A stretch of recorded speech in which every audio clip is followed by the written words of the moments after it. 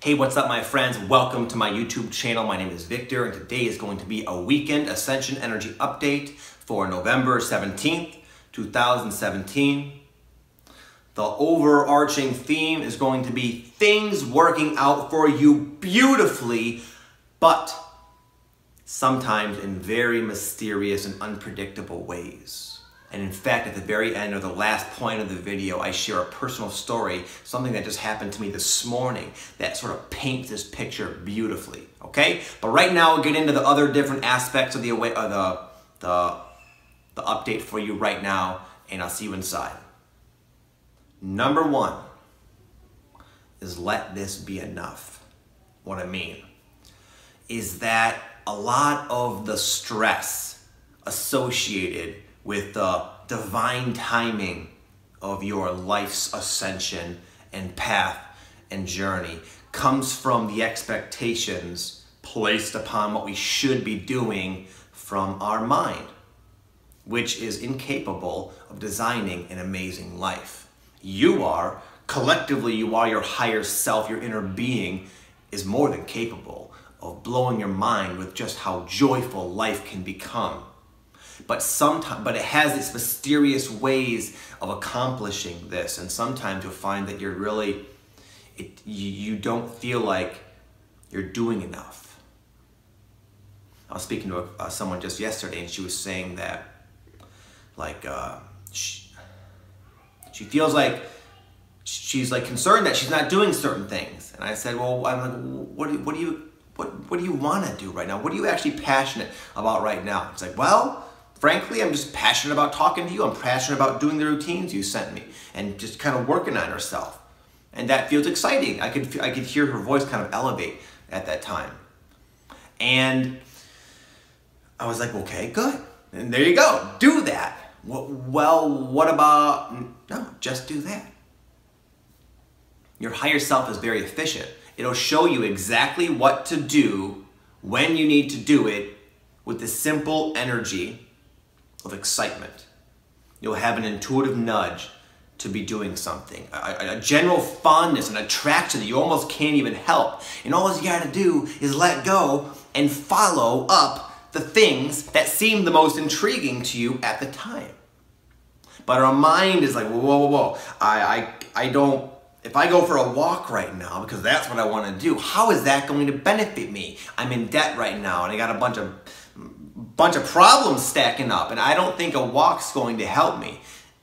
I know you don't, your mind doesn't, but your higher self knows what might or might not take place on that walk. You never know who you're going to run into. You never know what's going to inspire some kind of idea. You never know how beneficial it will be to go on the walk and then come home with a totally improved state of being. You might be able to look at those problems from a completely different vantage point, seeing solutions that never occurred to you. You can trust the flow of your excitement, even when it seems overly simple. Let it be simple. Let it be enough.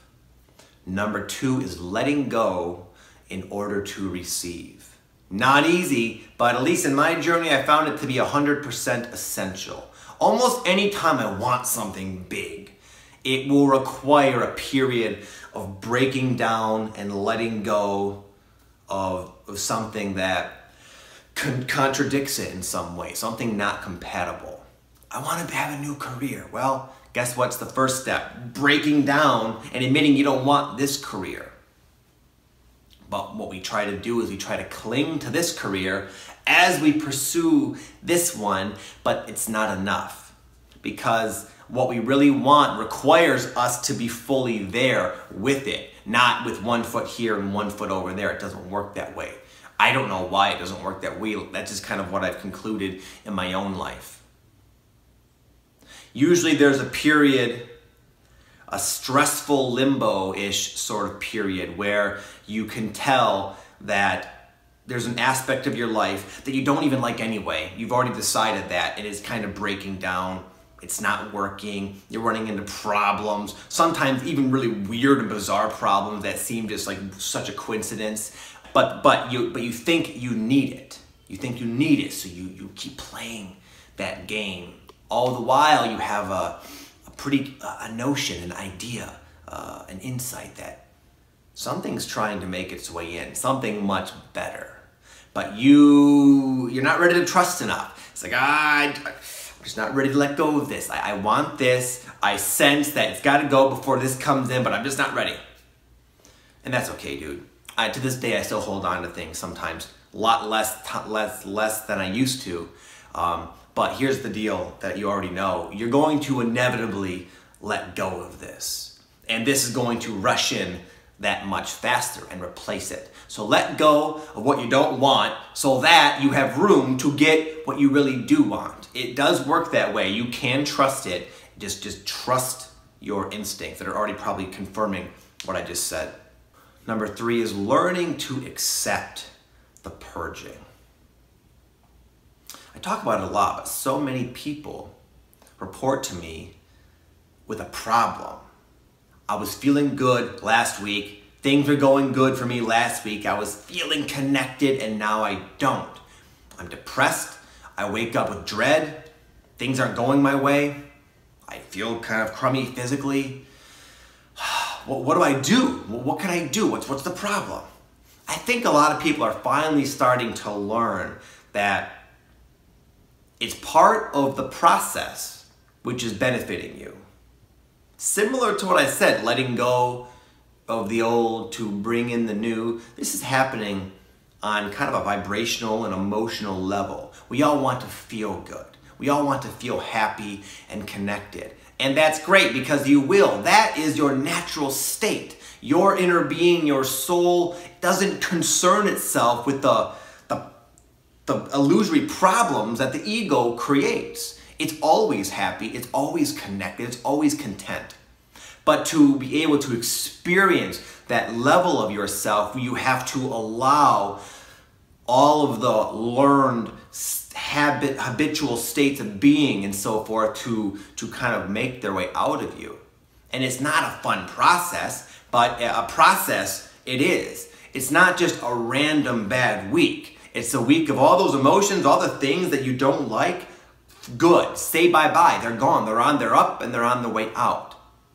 And as long as we can just sort of acknowledge that and see our crummy weeks as part of a much grander experience and process, then we don't have to struggle and worry and concern so much. So the way that you can become somewhat content during the purging process is to disidentify with the emotional states that you do not prefer. I'm so worried. Do you like being worried? No, you are not worried. You can just phrase it differently in your mind. I'm feeling worry energy in my body.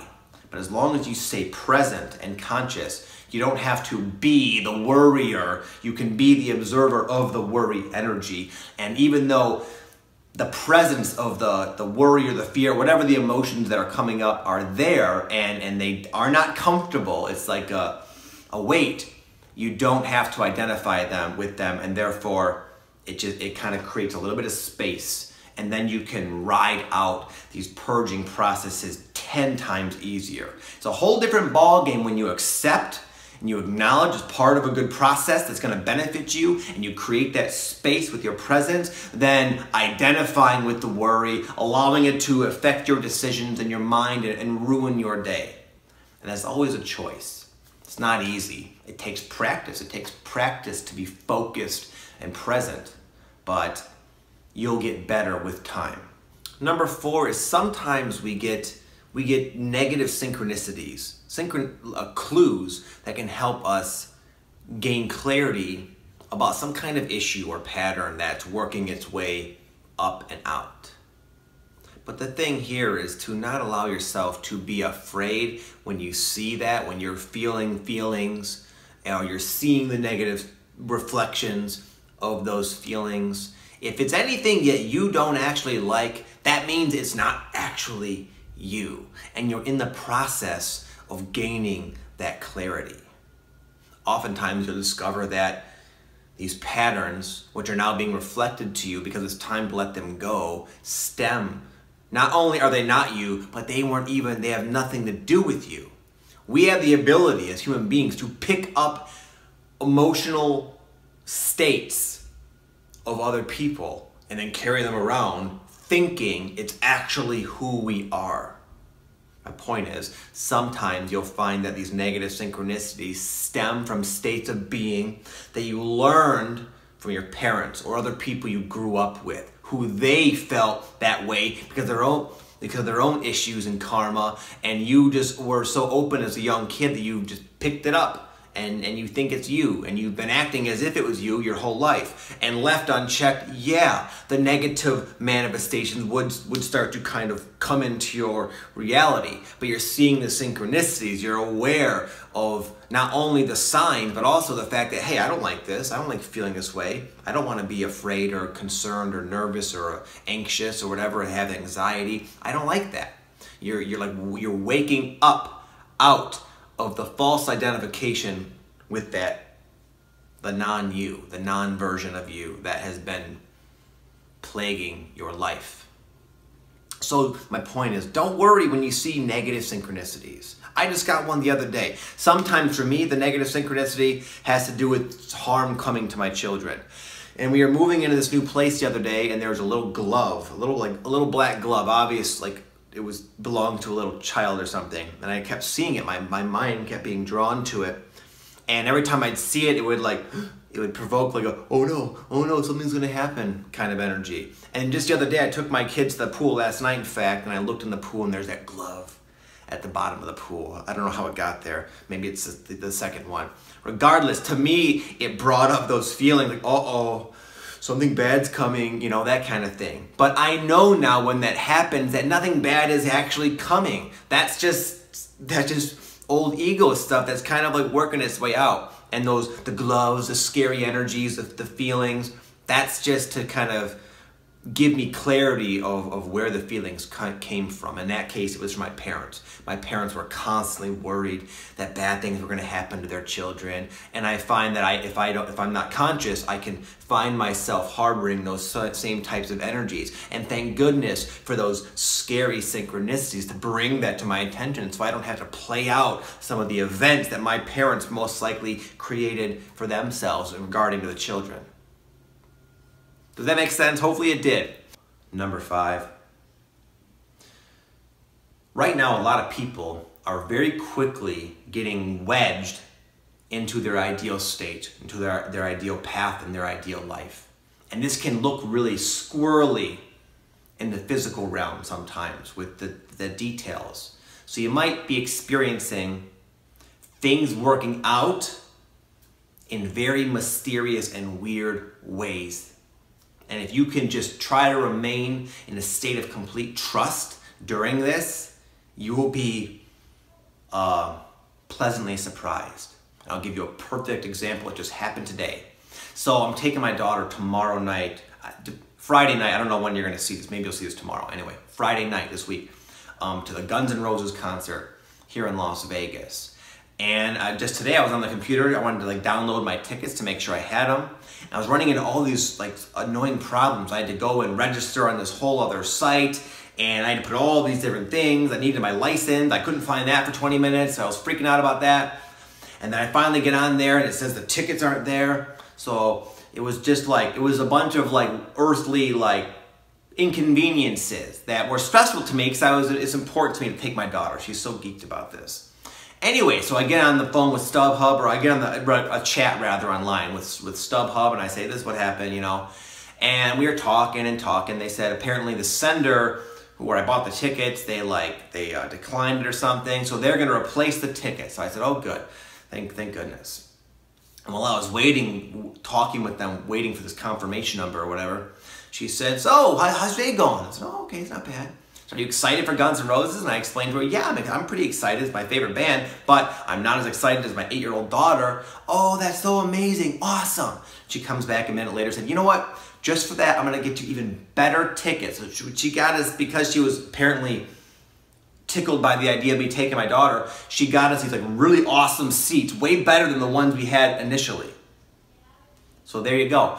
That can happen a lot. So if you're running into some kind of complications that seem very unusual and bizarre, oftentimes that's connected to some sort of positive outcome that you won't maybe be able to see it in that moment. But if you can kind of hang tight and kind of roll with the processes and remain in that trust, oftentimes you'll have a very pleasant outcome that you could have never had you not gone through that whole process. So anyways, my friends, it is my hope that you can benefit and gain something from this video. Have an amazing day, a really great weekend, and I will see you guys very soon. Namaste.